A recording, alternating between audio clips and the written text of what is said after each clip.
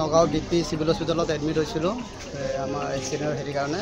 যোৱা 3 দিনমান আগত মোৰ মাৰ মোবাইলটো একেলগে বেডৰ পৰা তেওঁ মোবাইলটো মৰ্ণিং 4:43 মোবাইলটো তেওঁ চুৰ কৰি লৈ যায়। তাৰপিছত আমি এপ্লিকেশ্যন দি CC কেমেৰা ফুটেজ ওলাই তাক বিচাৰি ফুৰিছোঁ আজি 3 দিন ধৰি বিচাৰি ফুৰিছোঁ। তাৰপিছত তাক আজিহে ৰাতিপুৱা সি আকৌ বেলেগ এটা অৰ্ডাৰত গৈছিল চুৰ কৰিবলৈ।